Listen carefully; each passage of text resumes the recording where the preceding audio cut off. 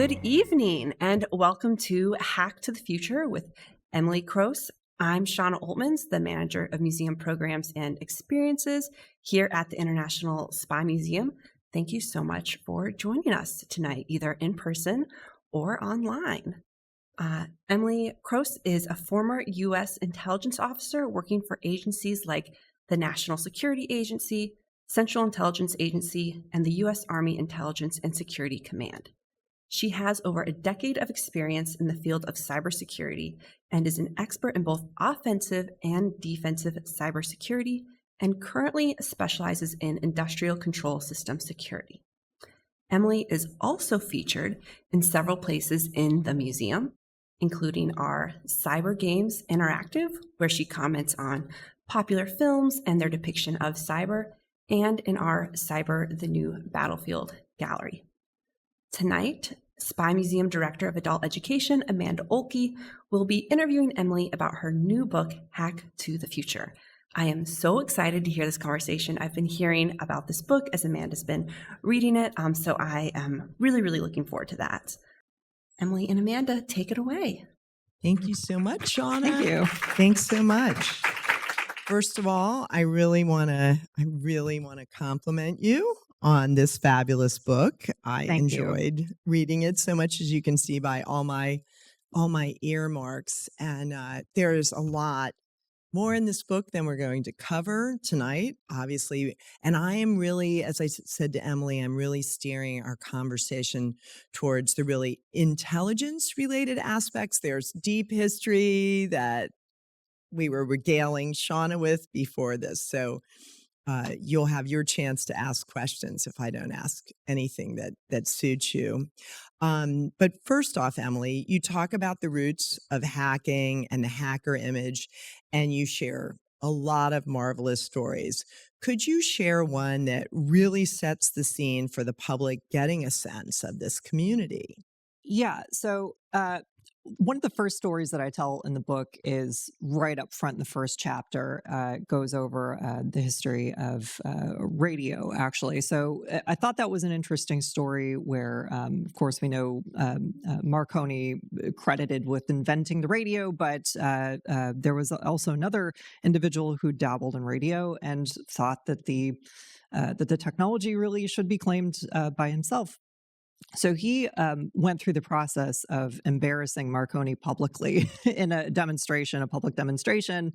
And this was one of the most interesting stories that I didn't know going into it. And I think that really it's the first story I tell. So I think it sets the stage well amongst many of the other stories that come after that. But a lot of this is just learning new things for me. So well, give him a little bit more detail on just how he sought to embarrass the inventor. Yeah. So public demonstrations has been something that, people in technology have done for a very long time. Hackers in particular have always both loved and loathed public demonstrations because they don't always go as you want them to. So Marconi was going to give a public demonstration of this long-range radio technology. And they had the other man who in the story actually intercepted the messages and sent through his own messages. They were crude messages. I won't repeat them here, but they were crude to the point where it was embarrassing for Marconi, who was first trying to. He was working with his the people receiving the messages, the telegraph operators who were translating the messages from Morse code. They were trying to figure out if they had mistranslated, and it turns out they had not. The messages were intercepted, and they had totally ruined the public demonstration for Marconi. It was very embarrassing for him, but very funny for us. Now I'm going to spring a question that I didn't ask you, or I didn't send in advance because it relates to this. So the crudeness of hacking, there are a lot of stories early on about computer hacking where crudeness is involved. Any comments on that, or what's the mindset behind that? I don't really know what it is. I think part of it is just that it's fun to see people surprised by things, and it's actually it is a tradition that holds true today. So if you go to Las Vegas, you probably will at a certain time of year. You probably will see you probably will see adult images on some screens there. I mean, not that that's unusual for Las Vegas, but they will be in places they probably normally wouldn't be if there are hackers in town. They've taken over. And many of the names or the messages that would come through from the early hacking would have some beyond double entendre. Yes, definitely. So that's sort of the beginning. These hackers, they're playful, they're mischievous. But what's the evolution of the U.S. government's relationship with the hacker community? When did the U.S. begin to see hackers as a real partner and or a real concern? Yeah, that's kind of the central conceit of the entire book. And I had that question initially when I went to start writing this. Is we know a lot of this history is not new to people. Like a lot of people nowadays, I think, are starting to understand that there's a lineage here that involves very weird people, as we just kind of discussed, doing very weird things. So my question going into this, writing this book, was how did these weird people become a major lever of geopolitical power? And in such a short period of time, it's really only about 40 or 50 years that you see this original group of what we called phone phreakers, the people who we were talking about this earlier, people who could whistle into a telephone and make a call anywhere for free in the world. People who were doing those sorts of things to now we're training hackers for the U.S. military and for intelligence services and been doing this for a while. And that really started in, if I had to put a date on it, 1997 was the year that the U.S. government got really serious about this. And so we go back to stories that are publicly known, like Eligible Receiver, which is one of the first publicly acknowledged programs where we tested our cyber defense capability, or the Department of Defense did. If I may take a tangent real quick. Take it. One of the more interesting questions that I didn't get an answer to was, I found in researching that part of the story, I found a reference to another program called Evident Surprise that happened around the same time. And I do mention this in the book, but only briefly because there's not a whole lot of information publicly about this yet. Maybe the Joint Chiefs will hear this and answer my FOIA request. It's been there for about 3 years. So we tested our cyber defense capabilities with Eligible Receiver. And Evident Surprise, from what I could find, is the flip side of that coin. It's how good are we at actually doing this to other countries? And we don't know the answer to that yet. Maybe one day soon these documents will come out and we can add a chapter to the book. But it's still a history that is being written, and that's one of the things that I think is most interesting about this sort of book. And what happened in 1997 was that made that the year of recognition? A lot had happened to lead up to that point. Mm-hmm. But certainly one of the most important moments that got us to that 1997 point was, I think it was maybe a year or two before that, there was a group of hackers from Boston that had come down they called themselves Loft. They came down and they spoke to Congress. And the Loft guys spoke directly to Congress. They all used their they had their hacker names in front of them, and they were speaking to Congress.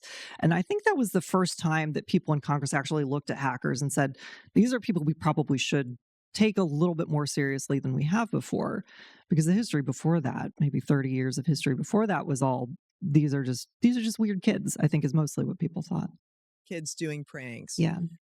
What about the evolution of other countries? That's the U.S. story about the approach to hacking and hackers.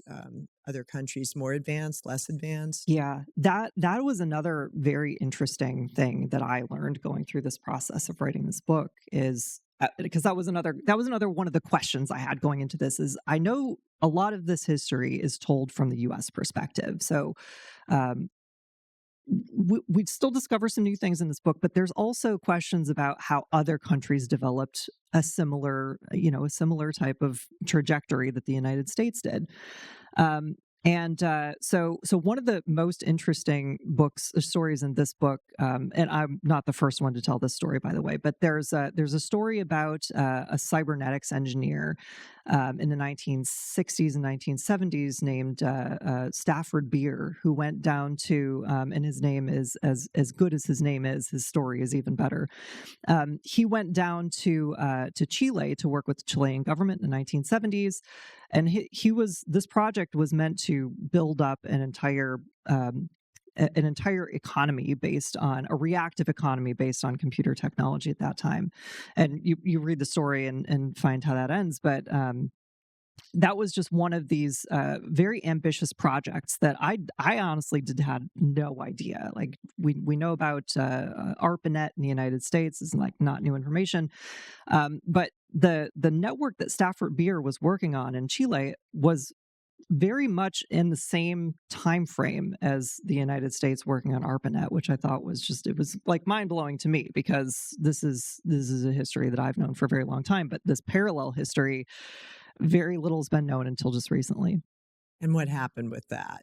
So the Chile obviously in 1973 experienced a coup, and this entire program was just wiped away. Actually, a lot of the computers that were used by Stafford Beer were reappropriated for the coup that overthrew Allende. So it's fascinating to me. I would love to find one of those on eBay. If I could, I would buy that in a heartbeat. But these are like old telex machines. So tragic ending to a very ambitious project. But yes. Really, Shauna and I would both feel your pain about not being able to find more international stories here at the Spy Museum as we put together the museum and future projects. The U.S. is more transparent than most places. So it is a struggle. You want to tell more stories from around the world, but we're the ones who kind of are sharing. But you do talk about a really interesting, I'm skipping ahead just for this, there's a French story that's a lot of entertainment there. Yeah. So the French story that you're referring to happens in the early 1990s. And this goes to another question in the book, like a larger question of how did this relationship between the hacker community and their constituent world governments, how did that develop over time? The French are a good example of how not to do it. So what the French government did was they actually tried to make a mirror organization. Like in the 1990s, they had Defcon happening in 1993. Hackers were organizing more in the 1980s, and then into the 1990s, conferences start to pop up.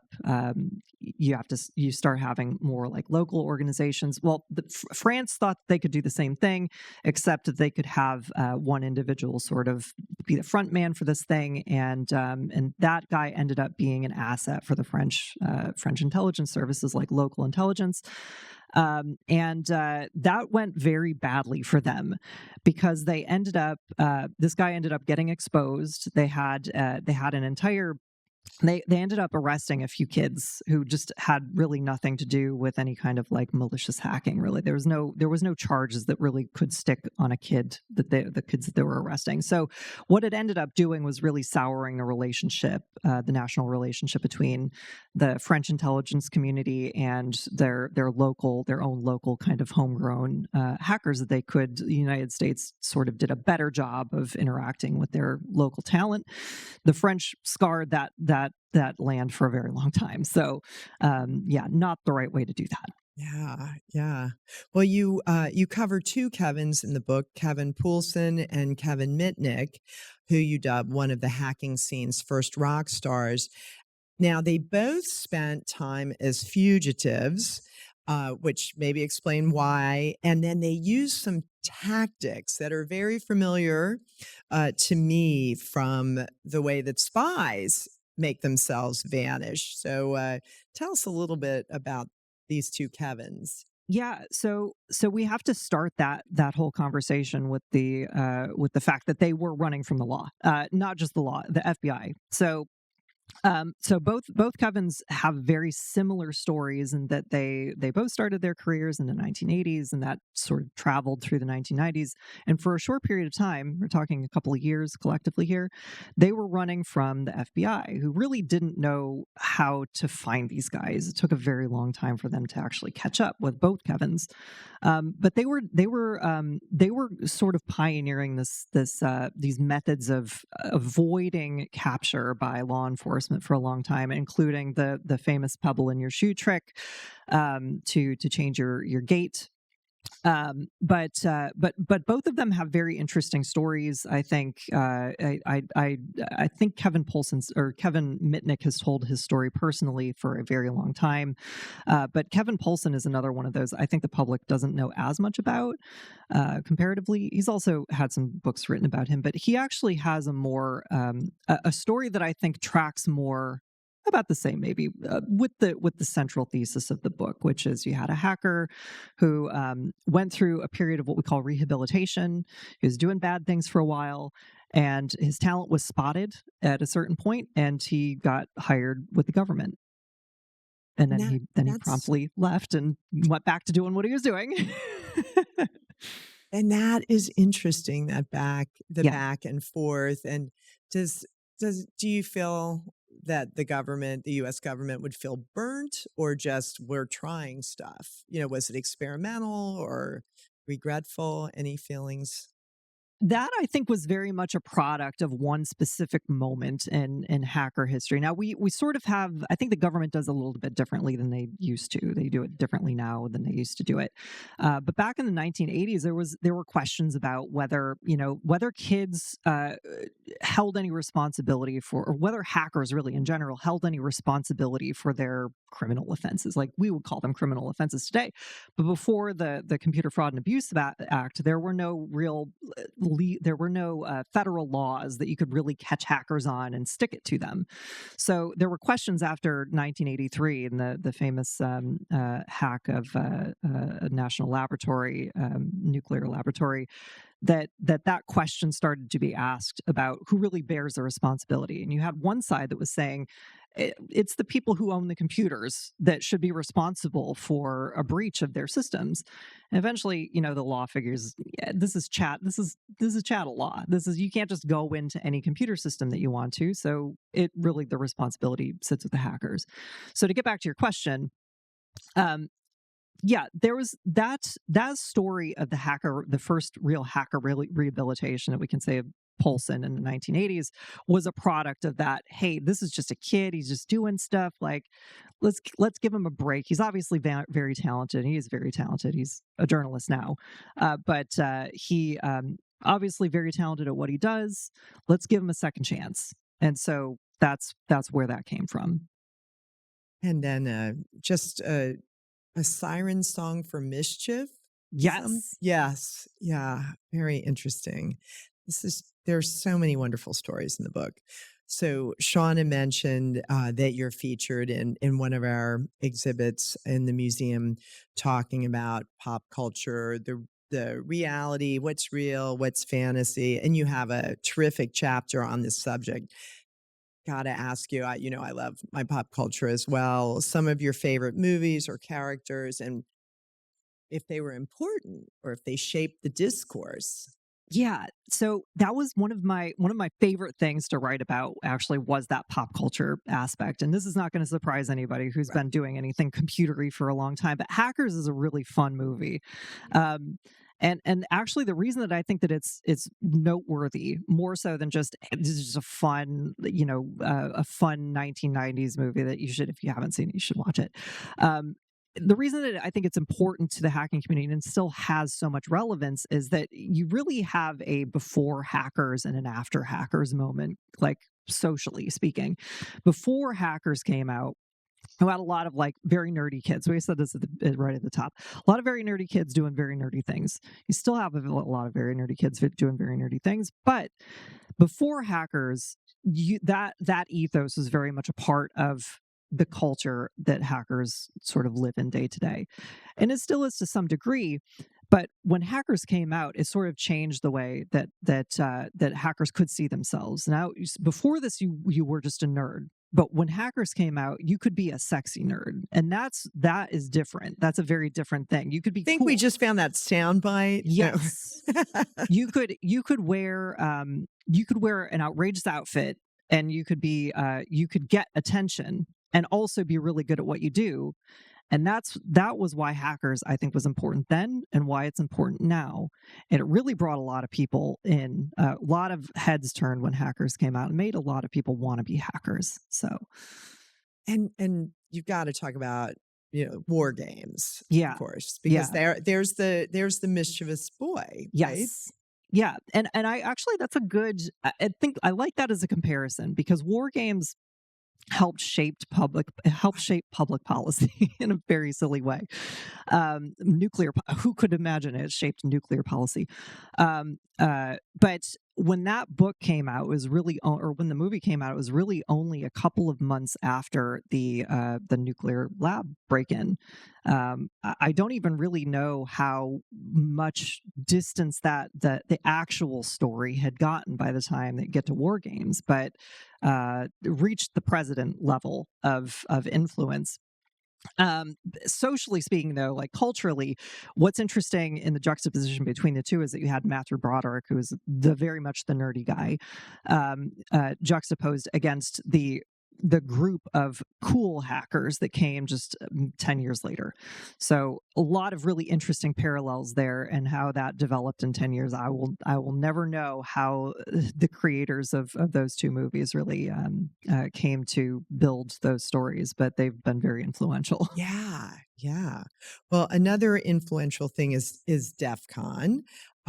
Merits a whole chapter in your book. So can you tell us about the emergence of this conference? It's not like the conference Sean and I just went to about museums. Very different. What's it like to be there, and what are the controversies that have surrounded it? I think you're just missing the party ethos. I'm coming. That DEFCON has. Yeah. So DEFCON is very much known as the party place. It was actually when it was first created as well. It was not the first hacker conference, just to be very clear. There were others before that, but when DEFCON hit the scene, it was imagined as a party. It still exists as a party. Is it what time of year is it? It's usually in the July, August timeframe, so it's coming up. And it happens in Las Vegas. It's happened in Las Vegas ever since it was founded. Yeah, this is a time for hackers to come together once a year. They say it's canceled every year. I assure you, it is not canceled this year.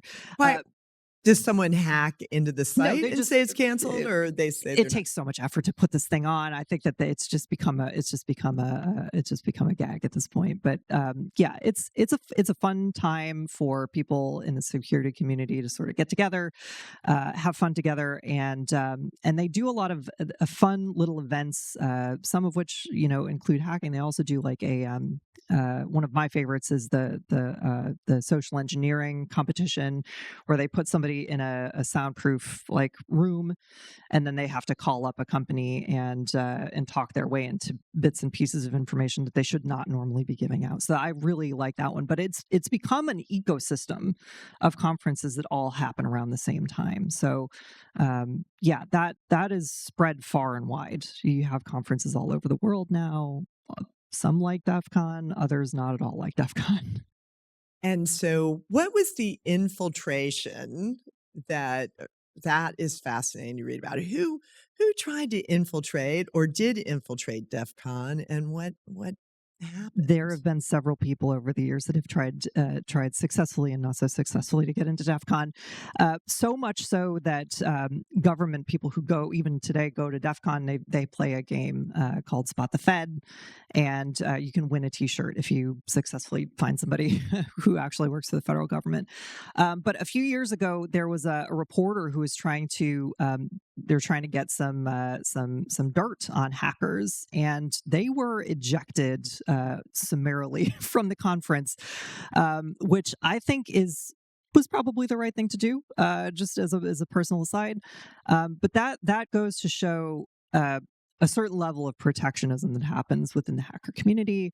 Of course, you also have like the director of the National Security Agency went 1 year, many years ago, was invited, probably will not be invited back again anytime soon. But that is one of those early stories of the overt overlap. What was it like for that director to speak? Was that seen as a stamp of approval on the hacking community? But I can't imagine that the hacking community wanted a stamp of approval, or was it just a partnership feeling? I can really only speak for myself here because I don't know. I don't know how the organizers feel about that or felt about it. But I think at that time it really was like, I remember feeling like it was a recognition of a recognition of a more serious, not necessarily a stamp of approval, because I don't know that really hackers are looking for that necessarily. But I do think that it meant it came with a certain amount of weight. And there were certainly people in the crowd who were cynical about it. And I think maybe rightfully so. There's always that, you have to acknowledge that there are differing feelings about that sort of thing. But I do think that it came with a certain like, wow, they really, that somebody from the government is interested in a position of directorial power. It feels respectful, a feeling of gravitas. Yeah. So in the book, you discuss the Aurora generator test in 2007. And we do cover that in our exhibit on the fourth floor. And in that test, a generator was hacked remotely, and it failed rather spectacularly, smoking and shuddering. And we have a shard of the sad Aurora generator on display. So where do we stand now with safeguards against such attacks in real life? So I used to work for a company called Dragos Cybersecurity, and that company's whole reason for being is to protect, they say, protecting civilization. So there's, every time we have a power outage in the United States, the immediate thing I see on social media is the Russians are coming. They're going to turn off all of our electricity. Squirrels are a bigger threat, I think, honestly. We have aging electrical grid. Legitimately, squirrels do tend to get into transformers, and they become vapor afterwards. I think we can say squirrels are always the problem. But they're cute. They are fun, but mischievous creatures. The Aurora test was an interesting one because I think people didn't really understand that you could destroy things with the right amount of with the wrong amount of code in the right place. I don't think that we should take the Aurora test as an example of what's going to happen today. Mm-hmm. We have a lot of regulations in place to make sure that sort of thing doesn't happen. Distribution and generation is usually pretty safe. Actually, probably some of the most defended infrastructure you can find in the United States. So when you see a city like Port Arthur in Texas explode, it's probably not because of a cyber attack. It's probably because they're dealing with very volatile chemicals. So I worry more about that than I do cyber attacks, honestly, on a day-to-day period. So what are the biggest threats that we face in the cyber world? Ransomware gets a lot of attention, but what keeps you awake at night on behalf of the country or your family or yourself? Yeah, fraud's become a really big one, which is inclusive of ransomware, I think. Ransomware is also a bigger problem now because it's become such a business. This is not something that I necessarily cover in depth in the book, but just from personal experience, we're talking about billion-dollar industries now that operate ransomware groups. So it's a gaping problem in the cybersecurity community that doesn't really have a fantastic solution yet. There have been policies to try to curb this. There are public-private partnerships that are also working toward this, but it's become such a business now that I can't really remember the last major news story hack that's happened that reminds me of the 2010s, something that was just done for fun and not for profit. There've been a couple, but they're not as big as they used to be. And those groups have they've sort of gone away largely. Of course, there are exceptions, so I don't mean to say that they are completely extinct, but that profit motive is definitely a big part of the type of fraud that you see these days. Yeah, yeah. And what you were talking to me briefly before the program about things that you still have questions about in writing the book that you wish you had more information. Are there any things you'd like to share? Yeah. So In case anyone here can help. yeah, if anybody wants to talk to me about any of this stuff, I'm kidding. Please don't give me any of this information. I do not need to know it. So the evidence surprise one was an interesting one for me because it was an evidence surprise. I didn't expect to find it. Every once in a while when you're doing research over, recently declassified government documents or old stuff even, you will sometimes come across a term or a cover term in this case that you don't know anything about, which means you have a moment of excitement in that, hey, I just found something new. And also then your heart immediately drops because you're like, it's going to take me 5 or 6 years to maybe find out, or maybe not find out about this. So the evidence surprise thing is one of those that is still an in progress sort of thing. Like I have an active FOIA in for it. I've had to put it in there again. So we will go through the process and figure out maybe there's something there.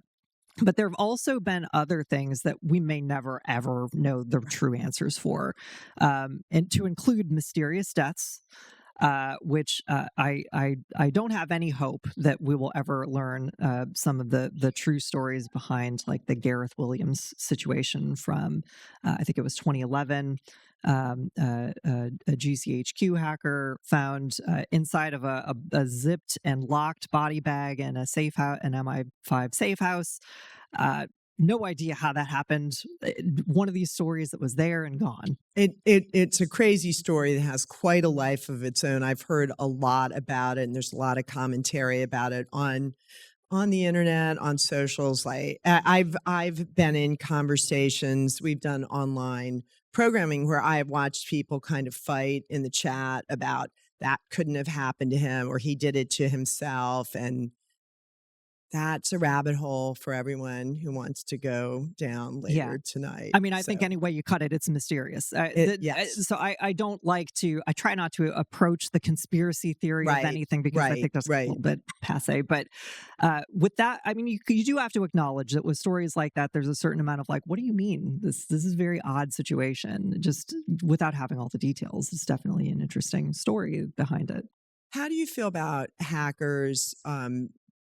We just had a program around the new movie, The Amateur, and where hackers are the answer. You get a hold of this mysterious person, they can create documents and they can, set up networks and get everything done. How does that just, is there a shadowy world of hackers that are out there ready to help? If you pay them, yes, there are. Yeah, there's always going to be services of people that will help you do just about anything you want to do. So to some extent, yes. Now, how accessible those things are is a matter of, you usually have to have some sort of a connection to that world to be able to get those sorts of services. But like I said before, this is very much a for-profit business for a lot of people who engage in that side of it. It has been for a little while, but that's big money. Now, there's another open question, and I have just kind of going back to another previous question is, I wonder personally if with the ransomware angle, if you see ransomware companies ransomware groups that are both doing a ransom and then also extorting the company at the same time. Yeah, another nice one little of racket. these open questions that we may not really get a great answer for, but maybe somebody knows. I don't know. Probably someone in law enforcement does actually know more information about that, but that's a developing thing. And the coding behind ransomware, I think I remember from your book, is not that ingenious. It's usually pretty rudimentary. Yeah. So that's kind of sad to think that it's easy and they're just preying on people. And where are the high dramatics of the early days of hacking? Well, hey, I mean, if you can code up something easy that makes you $2 billion, who's not doing that? I might.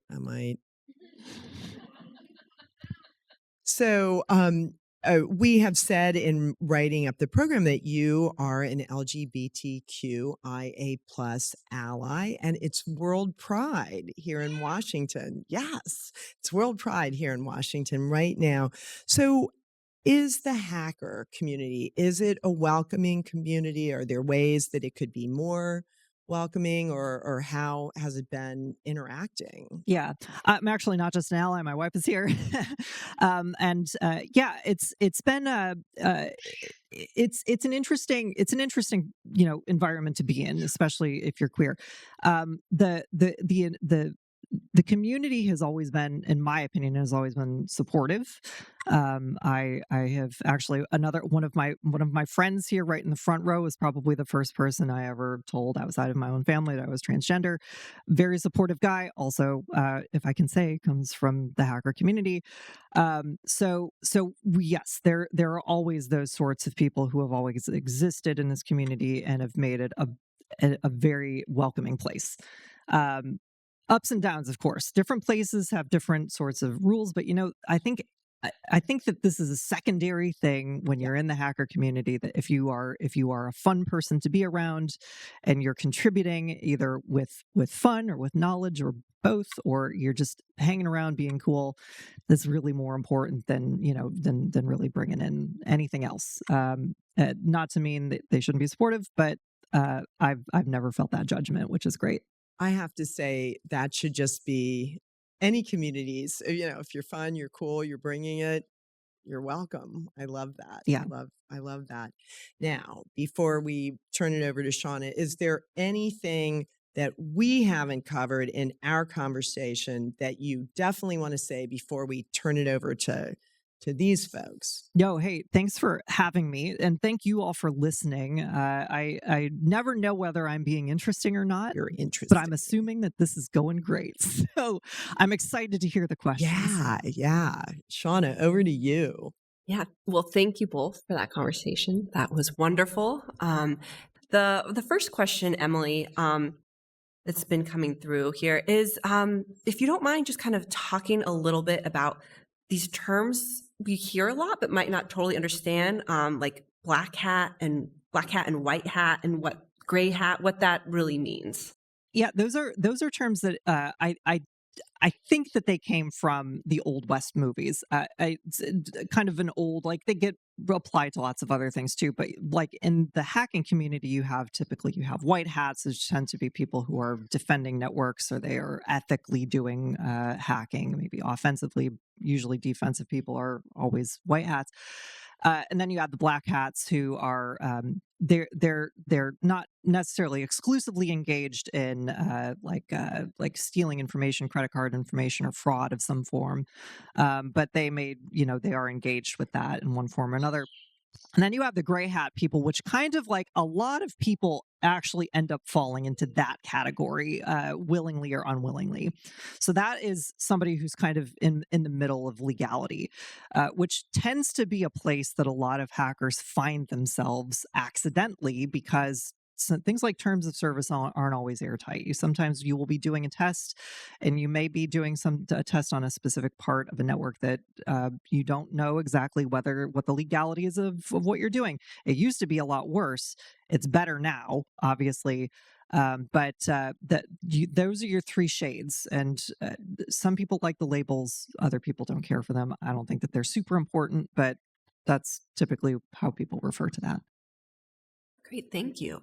And then I have another one here. You were talking about the film Hackers and how that kind of changed how hackers themselves viewed themselves. I think you said the sexy nerd. Yes. But did you see anything in your research with those types of films maybe affecting, like, more people becoming interested in hacking? Oh, yeah. Yeah, 100%. Yeah.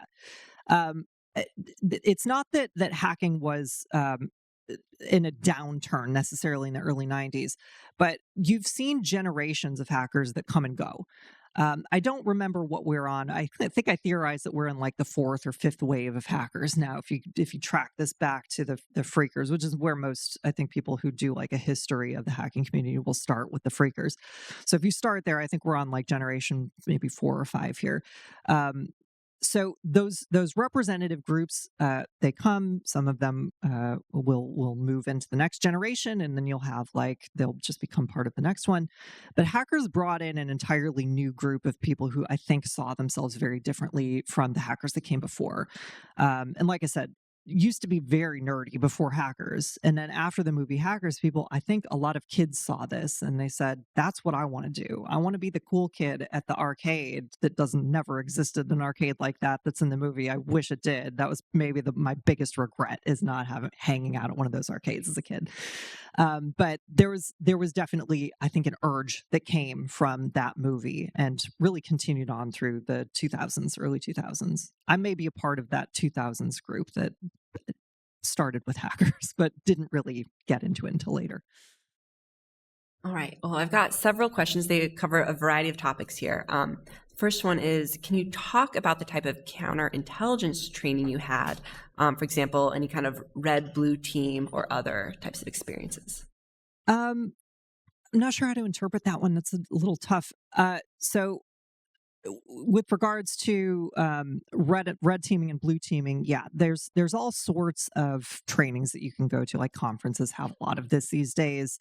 They can teach you the ins and outs of doing penetration testing, which is the ethical version of what you probably think of as black hat, like fraud type of stuff. Breaking into computers really is what that is. And then the defensive stuff, I actually think that a lot of people could get into cybersecurity if you have an interest in this. Just taking up a shift on like an evening shift on a defensive company's defensive team is a good way of getting into security. Is this a tip for my son who's going to graduate next year? Maybe so. Degrees are always good, certs are always good, but there's such an abundance of training in cybersecurity now that it really didn't exist. When a lot of us got started in this in the early 2000s.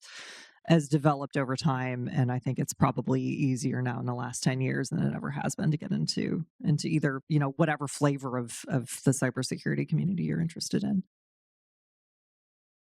Wonderful. We have a question here. Yes. Hi. So you alluded to a problem, Orioles. Moving on from the 2010s, we've seen more profit-motivated hacking, social engineering, and the such. And you've hinted a couple times at potential solutions that have been attempted, such as the Computer Waste, Fraud, and Abuse Act. But moving forward, as technology and cyber becomes more ingrained in everyday lives, and a bigger part of a global society, in setting aside the practicality, more of a philosophically, in your mind, who holds the ultimate responsibility for those protections and to prevent those profit motivated? Is it individuals taking their own protections, corporations preventing the abuse of those systems, individual governments across the world, or is it the responsibility of international treaties, international organizations?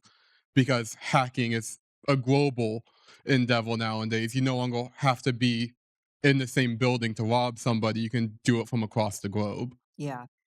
Yeah, that's a really tough question. And so just to preface, as not a policymaker, I don't have all of the answers here, which is to say that I can really only give my opinion on the situation.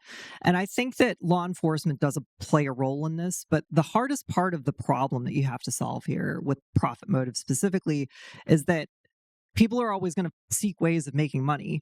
And the way that corporations are protect themselves from the not necessarily the breaches themselves, but the sort of aftermath of the breaches kind of enables them to get away with, doing things that are typically seen as detrimental to curbing ransomware. In other words, they're paying the ransoms, and that proliferates the problem. Like we used to have probably still do to some extent have a policy of not negotiating with terrorists because it enables that sort of behavior to go on. You have the same sort of thing with ransomware, but instead of it being like a national problem, this is a problem that a company deals with. And so if you show a company their options between having sensitive intellectual property leaked, or paying $1 million for the hackers to not release that, they will take that $1 million deal any day of the week. So to the extent that law enforcement can solve that problem, I hope that they do. But this is a big challenge that that companies, I think, are ultimately going to have to agree to just not pay the ransoms. And I don't know how realistic that is, honestly. We have another question. Yes. So I wanted, you talked a lot about how hacking has progressed over the past 50 years. And I want to know your thoughts about how the term hacking has become so mainstream that we have hackathons beginning in elementary and middle schools. And I have a two-part. And how do you think this will impact the future of hacking? Excellent questions. This is a teammate of mine also, Stalker Down. So thank you for your questions. Very thoughtful questions. Media is the answer to the first one. So we've had an ecosystem of promoting these fun nerdy kids for a very long time. Even before hackers came out, there were other movies like War Games, for example, that we talked about that have promoted this and given mystery, I think, to like what has become a career. It's boring. You wear a suit, to work. Now, but over the years, yeah, it's a thing that I think people have come to understand just through using technology. Like you run into this every time you want to get your email. Now you got to put a password in. Sometimes you have to have a two-factor authentication code sent to you, or you use a hard token. So everybody deals with security now in a way that we haven't always, which means that people have a more keen idea of what security means to them in their personal life. And what it means for the future, I think, is that we've reached a point now where the entire so it's sort of sad that there's not as much like art and like humor involved as there used to be with mischief. Even is another way of putting it. We still have that as a community, and we still enjoy it when we go to the conferences, but it's such a corporatized thing now that I think, people started making money, and money ruins everything. Let's just be honest. Money ruins everything. So that's why I don't have any. No. Yeah. So I think that's what it means for the future. I think that it's a career path now. You have a lot of people who get into it. It pays pretty well. I mean, for the people who do it. So that's where we are now. I hope we keep the art. I think we should, and the humor. So you mentioned that this is history that's being written now. How do you feel AI will affect hacking? That is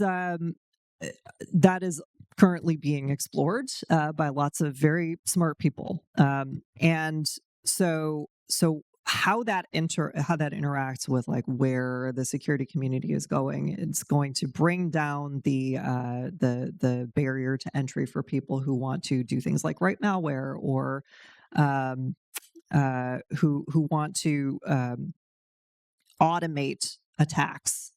You're going to see a lot of that. It will go down to that level, but it will also be as simple as, hey, I need to write a personalized phishing email that's going to hit 100,000 people.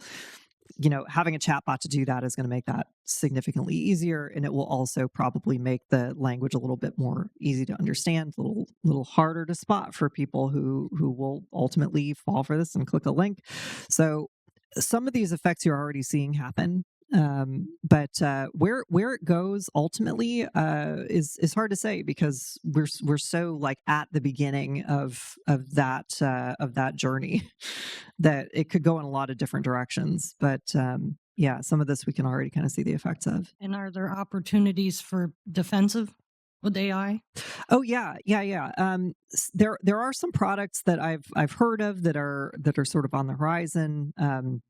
There are opportunities for like AI log analysis, for example, like taking large volumes of data and boiling it down to a very simple explanation of what's happening on a network. This is like very manual work. It's one of those, like taking up the night shift on a defensive team is one of those, you're going to go into it not knowing anything, and you'll come out of it knowing how to read like a very esoteric Windows log. So eventually this is going to bring that barrier down as well. So it's a tool. It's not, I don't think it's going to replace anybody's job. I think it's just going to make things a lot easier. There may be people who will try and make it replace jobs, but I don't think it really will ultimately. Kind of in the same vein, but I was kind of wondering how the development of post-quantum cryptography and PQC technologies will change how hacking works in the future and the internet as a whole. Yeah, I'm not sure how close we are to post-quantum, but it is something that that government agencies have been preparing for a very long time. If you go on the NSA's website today, you can find guidance for how to harden or change your encryption scheme to, build in a network with a post-quantum encryption algorithms. So it's a problem. It's been looked at.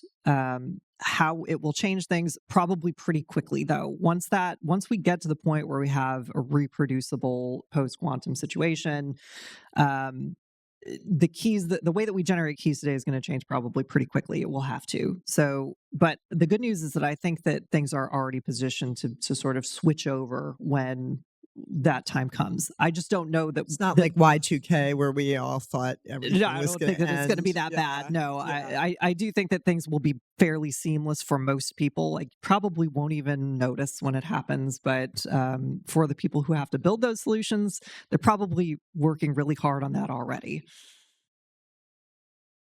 All right, I've got another question here. It's related to Defcon. This person is asking, they have a friend who's in cybersecurity, and he had said he's not going to go to Defcon because he says you're guaranteed to get hacked yourself. And this person is wondering how much validity is there to that concern, and if you were hacked, is it they're not then selling your information or are they to the dark web? This reminds me of when I first got into cybersecurity. There are all sorts of sordid tales of people doing things.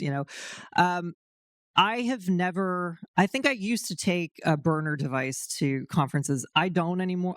I'm not interesting enough for people to steal anything from, frankly. But I do.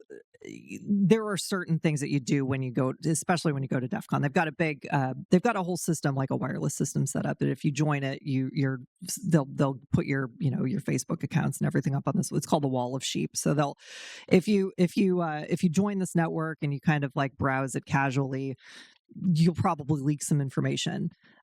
Is that being hacked? I mean, this is a little dramatic. I wouldn't quite call it that. I would say it's probably just not being careful. Like, this is kind of what I mean. We live in a world where everyone has a certain amount, I think, of security tech savviness, that if you fall into that trap, it's kind of on you at this point.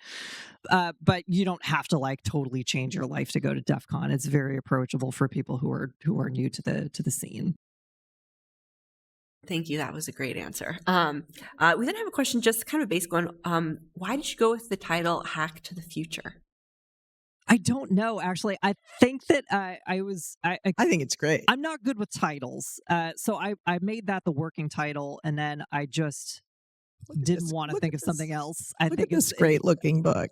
Look at that. They did a great job. Yeah. I cannot take credit for the cover. The cover art is great. It's terrific. I don't know where the idea came from. I think I was just trying to think of something to call it that looked good on a cover, and it stuck. We love puns around here. So. I think it works. Yeah. All right. And then I have something here. Do you have any tips about how to stop like a personal targeted attack? Is there things like things you should do, things you shouldn't do? Any suggestions for that? Yeah, I always recommend to people to use password managers. I think that's just good practice now. They're cheap enough now that everyone's very, very approachable. Like annual $50 a year will get you a significant amount of protection, so that if you end up in a situation like this, you can protect your accounts by just changing and making a new one if you can, or forwarding an email from an old account to the new one. I mean, there's tons of things that you can do that did exist today that didn't exist 5 or 10 years ago. Password managers are a very big one. Yeah, VPN's always a good idea, no matter where you are. If you do go to Defcon, probably a good idea to use that, especially if you join that network, the Wall of Sheep. So there are a lot of these solutions are commercialized to the point where you just look up some basic tips on Google, and you probably find some really good ones. Hard tokens always a good idea. If you're being personally targeted or stalked, turn on 2-factor authentication. That's like the cheapest, easiest thing you can do. All right, and then I have another one here. Earlier, you used the phrase malicious hacking. Is there a certain threshold when hacking needs to be confronted? And if there is, has that kind of threshold evolved throughout history? Yeah, so I interpret this question to be we're at the point now where it's a sort of national security question, and how we define what sort of attack constitutes an act of war. For example, like very dramatic stuff, but at the highest levels, there are people who have thought about this going back to the founding of U.S. Cyber Command. So if our electric grid was hacked, does that constitute war? There have been certain situations that have happened over the years, including Ukraine in 2015 and 2016, where that question was asked as a matter of national foreign policy. Like, if an ally has this happen, does that mean we have to roll Abrams tanks in? And I don't think that we're at the point where we are really ready to put our money where our mouth is when it comes to that sort of thing. But certainly in terms of national security policy, Cyber Command has said pretty flatly back in 2010 when it was created that we're considering that we can kinetically risk, which is the euphemism for we'll drop a bomb on you if you decide to do this to us. So there is the policy, the untested policy side, and then there is the reality of this that I think are very different beasts, and we have not tested it. I hope we don't have to, but it's an open question about whether we would. Right, I think we'll have our last question here. Yes. Hi. Sorry, something very different than what you were just talking about, but going back to pop culture, what do you think is the most accurate depiction of a hacker in the media is, in your opinion? Oh, it's hackers for sure. We're all that cool. I think a lot of people liked Mr. Robot, which is one that's in the museum. And that one comes to mind because it is a sort of like... I think it's a little bit more mundane than a lot of the other movies that you tend to see or media that portrays hackers. There are people who I would classify as being very similar to the main character in that show. They are they've got a personal interest in this. They do it as it is more than just a job for a lot of people. It's a lifestyle that they go home and they do this stuff at night. I've certainly done that at different times in my life. I've got kids. I can't do this all the time. But there are a lot of people who are very much like Elliot in that show, who will do it as a job. They'll go home, they'll do different things at night. Some of them legal, some of them not so legal. So I think that's a good modern representation of sort of where hackers are now.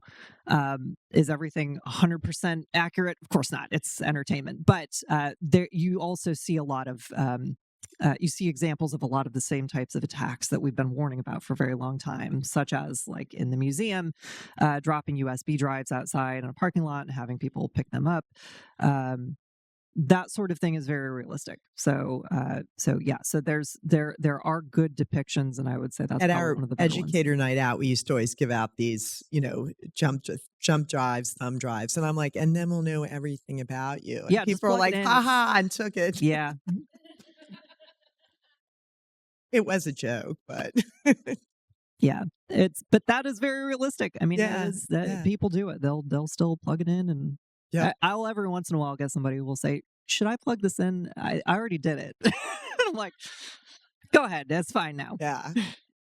Damn. Well, Emily, Amanda, thank you so much for that stimulating conversation. I've learned so much, and I think we all have, and we had a lot of fun.